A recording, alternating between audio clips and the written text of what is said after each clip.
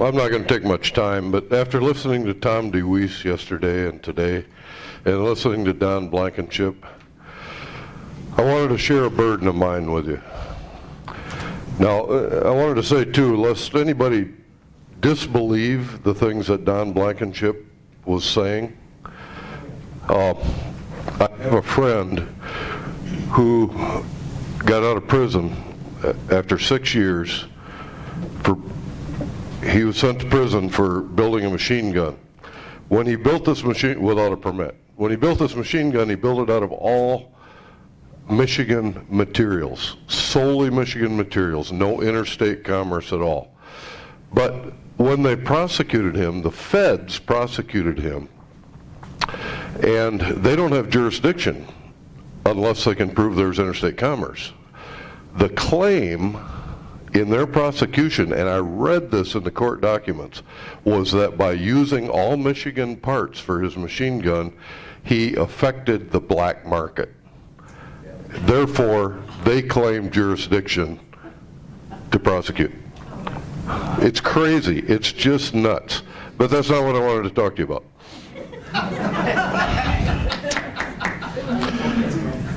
We are a group of, what do we have, 51 people here this weekend, right? The things that Don Blankenship and Tom DeWeese were talking about, if all 51 of us went to work right away, we would not accomplish very much very quickly. Now, we would have an influence, as Tom DeWeese was saying. We could have an influence. We could get to work in our local communities, and we could have some influence, but we're not going to change the world of 51 people in the next couple of days. Is that right? But we serve a God who is still in charge of governments.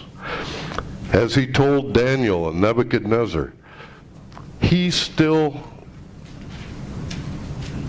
manipulates, and he is still, I forget the wording, but he's still the ruler. And he can still handle things as he sees fit. You and I have some limitations, but our God has no limitations whatsoever. 2 Chronicles 7:14 is often quoted, but I want to put a little bit different light on it if I could. It says, if my people which are called by my name shall humble themselves and pray and seek my face and turn from their wicked ways, then will I hear from heaven and will forgive their sin and will heal the land, right? Focus on the first part of that. If my people which are called by my name shall what? Number one, humble themselves. You'll never get to number 2, 3, and 4 unless you get number 1, let me tell you. And that's the hardest part of that whole passage, is to humble yourself. But I beg of you, and I'm not throwing any accusations here, please don't take offense at this, but I'm begging you, get over yourself. You're not that important, guys. Neither am I. And every time I get to thinking that I'm somebody, God makes sure that I make sure that I'm not, right? That was poorly stated. God can handle his own if we just humble ourselves and then pray and then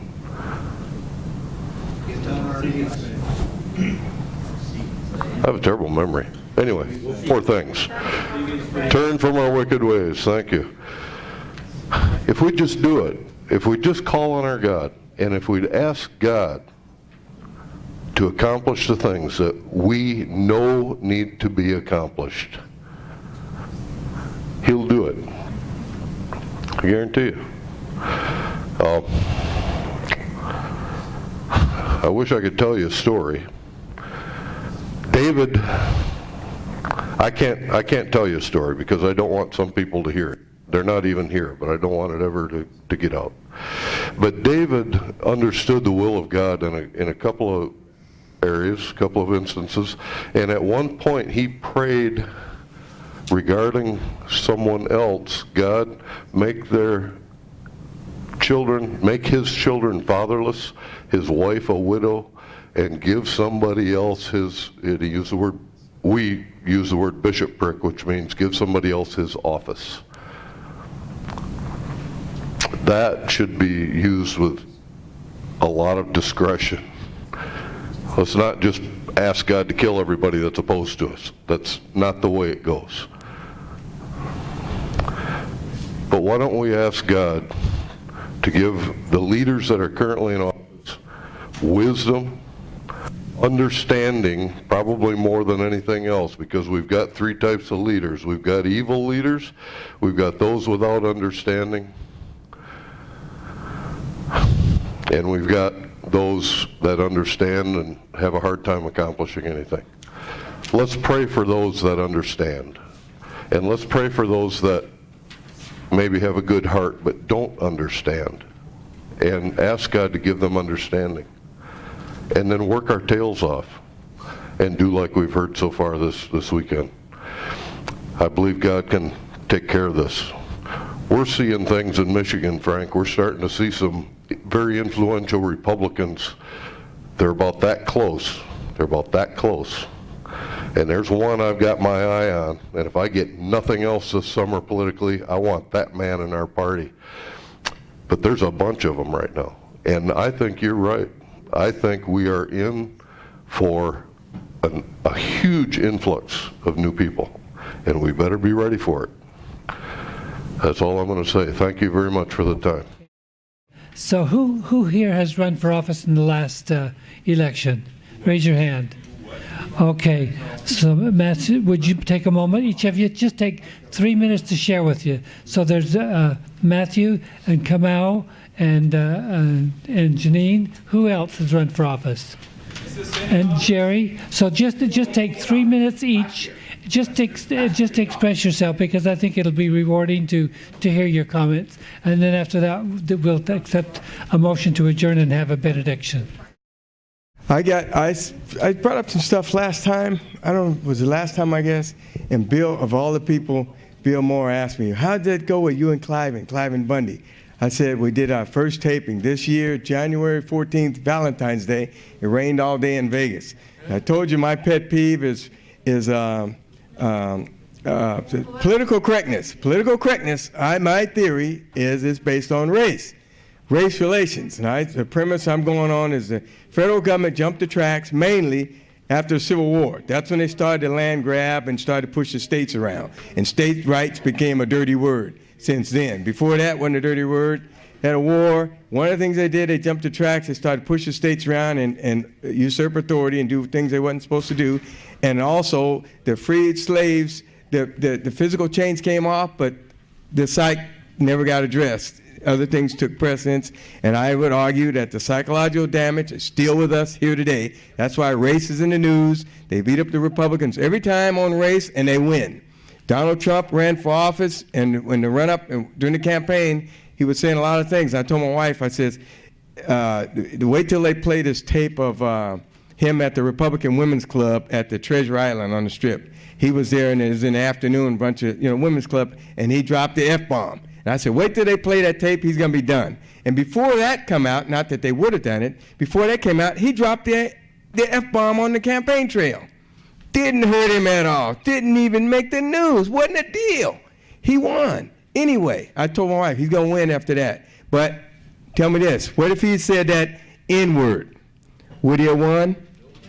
No way. But there was a time when a candidate for president, white man, saying the N-word wouldn't have hurt him. But if he dropped the F-bomb, it would have hurt him. So something changed. That political correctness changed it. I'm telling you, we're being corrupted, we're being undermined, and me and Cliven, we made our first tape. I'm going to send some out. I sent one to Frank. He wouldn't look at it. I sent one, didn't look at it. I'll give him the benefit of the doubt. People are afraid. I invited people to this gathering. We had I said Cliven was going to be there and promote it, and I think I told you last time I had this Louis Farrakhan. You guys heard of him? Yeah. Louis Farrakhan supporter, hardcore Louis Farrakhan supporter, invited him. He's supposed to come. I was surprised when he didn't come. He was afraid. He said he was going to come. It came down to it. He didn't. I give him a video, the taping that we did, and so far he hadn't even looked at it yet. Hadn't even looked at it yet. People are afraid. We show courage. We got a lack of we got a leadership problem. No courage. Nobody stand up to to the political correctness. Trump is making strides because he has courage. If Darrell Cass had won the presidency, we see what would happen. They would be undermining him all over the place because he couldn't fill those seats. You don't know enough people to fill those seats, all those appointments, and they would undermine you like they're undermining him. If you're not part of the swamp, they turn against you, and they turn on him to a certain extent. He's doing what he would do, but we would expect that if we won, we'd be outsiders, and they would do it to us too. You can see how bad the FBI and the CIA and what they'll do. They can be politicized, and the people had probably government jobs all their life, and that's all they know, and they want to keep it going. They would undermine whoever. So we did a tape. If anybody wants me, I'll send them one if you dare look at it. But I'm telling you, the fear that comes in people's mind when you want to talk about race. You see what me and Cliven did on that tape. I had Cliven there, and you know how many people showed up? None of them showed up. None of them. A couple of them I can excuse, but one of them was a friend of mine. He was so embarrassed, he dropped his head and said, "The next one you can have at my house," because he didn't show up, and he out of fear. They didn't even want to. And my wife said that the black ones, like my brother-in-law is a Louis Farrakhan supporter, and the other guy, he's not related to me. He's Louis Farrakhan. They wouldn't come. She says he's afraid of the black backlash, to be seen around Cliven, called names, to be even associated with Cliven. There's pressure on both sides for blacks to stay in line, stay on the plantation. Whites, stay in your place. You don't dare go against the orthodoxy. You got to take some courage and spine to do it. I'm trying to get, and we're going to do it in Vegas, in Nevada. Our party, we're going to lead on this. Me and Cliven are working. Cliven's doing it. We're going to get some people. I'm going to I can't really shame them into doing it, but we're going to lead and be the first ones to do it. You want me to send you I know I'm going to stop. You're going to send, tell me and I'll send you a copy of the DVD if you have a nerve to look at in the privacy of your home. Also, wait, one more thing. This is kind of funny, so let's not do that. We're sitting at the table. The 3 blacks had the white cake. The 3 whites had the black cake. That's what he said. I didn't even notice it. We're sitting there, and we had the cheesecake, and he said, I didn't, but the white guys had the chocolate cake. I don't think you can read anything into that, but I just thought. Kamau is our candidate for U.S. Senate.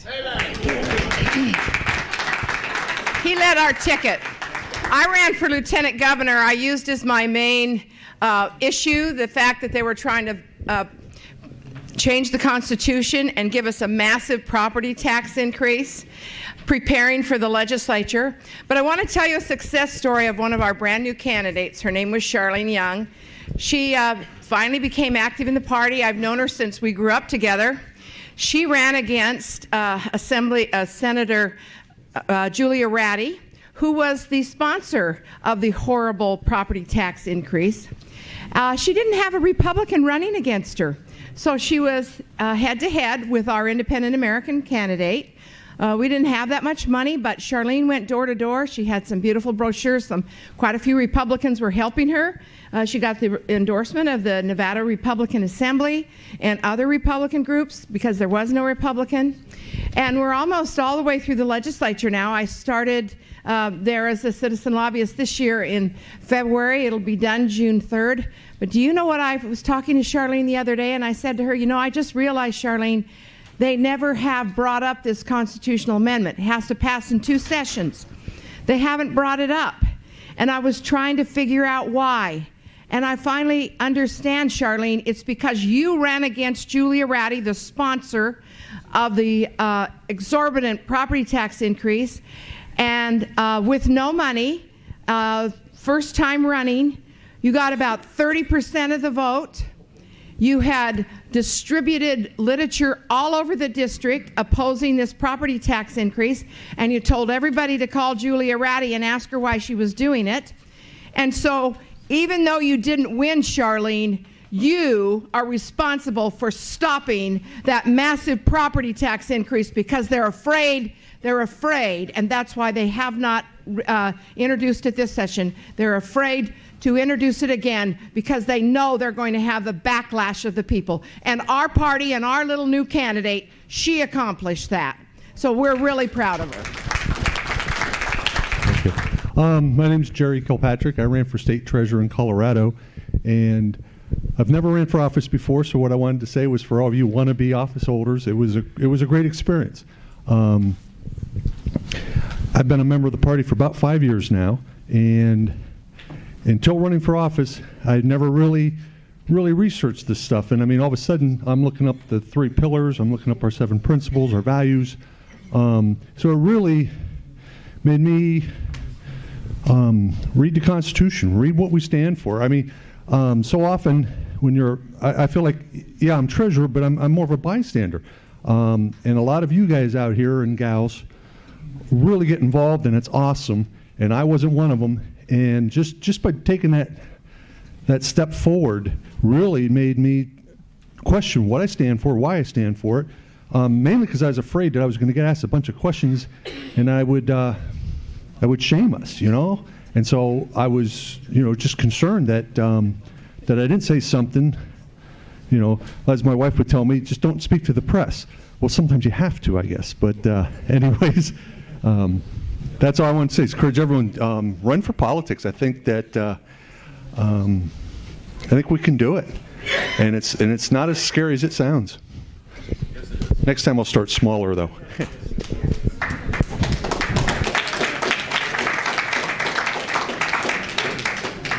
Jerry, it's worse.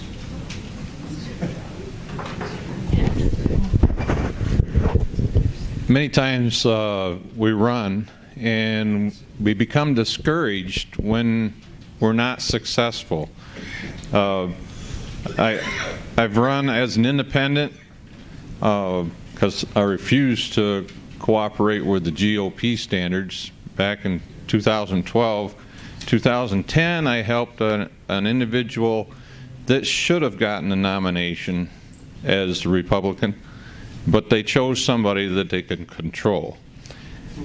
So that inspired me to just go independent, because the Republican Party in our county wouldn't even hear me or entertain the thought of me running. And then in 2014, all this in time, I was also a Tea Party leader in our county.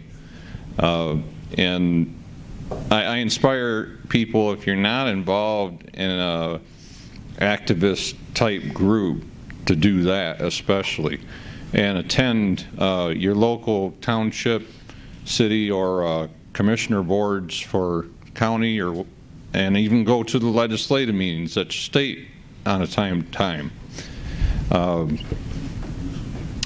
Of course, you all know that Tea Party slowly was infiltrated by the GOP and taken over most of our country.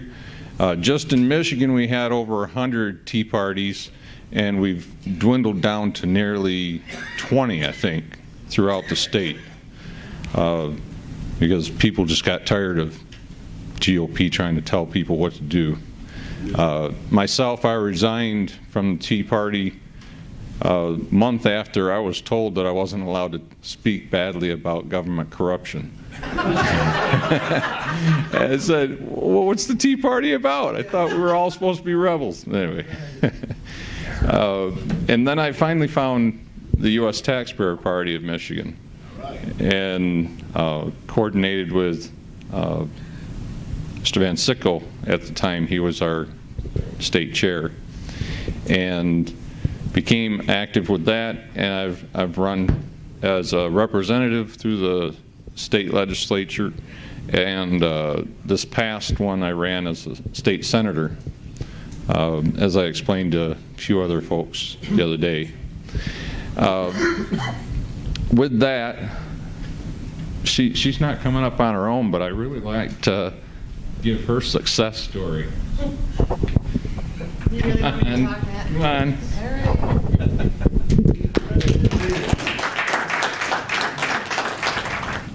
right. I honestly had no intention of speaking today.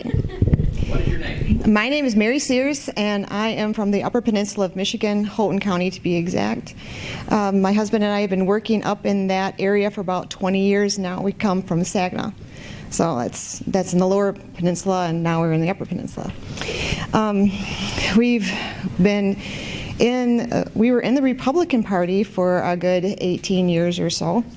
And oh yeah, it was an interesting ride, let me tell you. I learned a lot from that experience. But even without that, I need to tell you that if there isn't something to belong to, create it. When up in the UP, we had the first Tea Party in Michigan. We created Concerned Citizens of the Upper Peninsula. And we were able, in our small little area, able to rally over 800 people to come to an event. The people are out there. They want to be involved. You have to give them reason and projects to do. In our county, I have sat as the GOP chair for our county. I worked as our first vice district chair. And I also sat on state committee, and I ran for national committee woman against Romney McDaniel. And let me tell you, you want a good idea of how the Republican Party works? If they see you as a hot opposition, they send everything after you. And I was called everything you can imagine because I had the audacity to stand up against Ronna in a national race. And they prevented me from even going into the arena where the vote was going to be cast. I couldn't do that, and I could not address the committee that was voting because the night before they were losing so many as I worked the room and had gone across and talked to people one-on-one of why they needed someone that actually represented them and wanted to help mold the party platform in a more constitutional format. And they were afraid. So they blocked me. So that was a nice story. But I do want to tell you about our county and the things that we have done. I think county politics is really where we need to be focusing. It's getting each and every person and engaging each and every person. As a county leader for the GOP, when I quit, I took every single member of that party with me.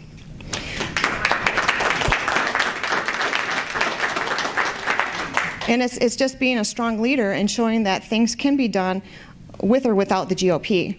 And I proved that because I had stepped back for 2 years before that and wouldn't do anything under the banner of the GOP.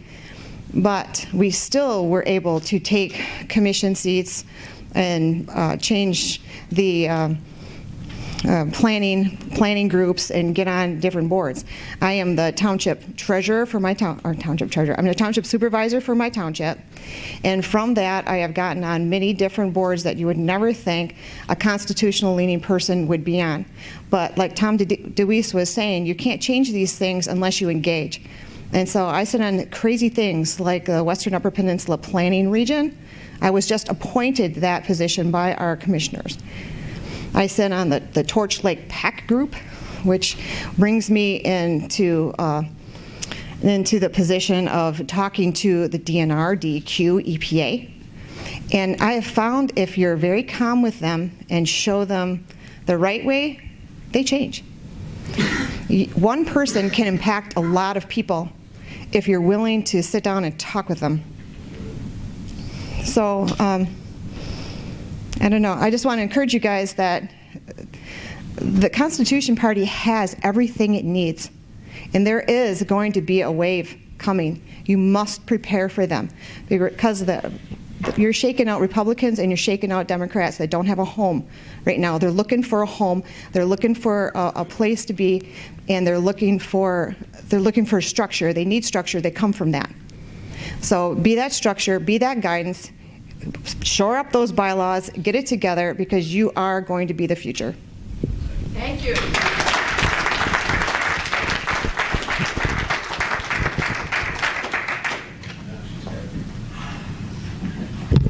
I appreciate those comments. Just one comment. Apparently we have a number of people who are in positions, either on boards or that. Let us know. We need to put that on our website.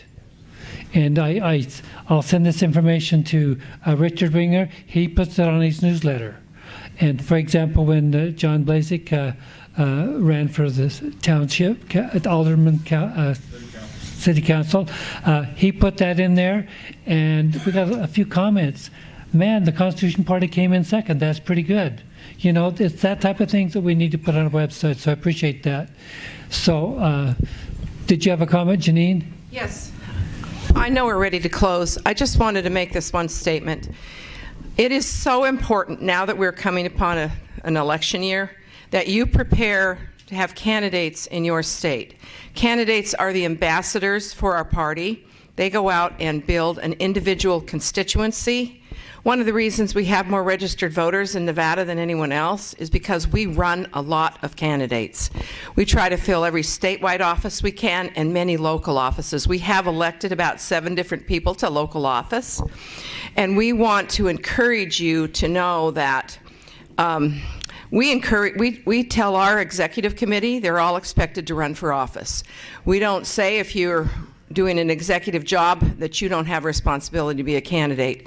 Now, everybody can't be a candidate, but my mother was 86 years old, and she ran for public administrator, and she got 30% of the vote, and she had a ball. And so if my mother, who was 86 years old and never ran for office before, can do it, if you're breathing, you can do it too. This fall, for the 9th time, I was a candidate for the University of Michigan Board of Regents. And one day my friend Don Kennedy said to me that he was going to go down the next morning and cast his early vote. And I asked him, I said, Don, when you go down to vote, do you ever read the names on the ballot? And he gave me some kind of a non-response response. So when I saw him the next day, I said, Don, I said, did you get down and cast your early vote? And he said, yes. I said, did you read the names on the ballot? He said, yes, some dirty crook was using your name.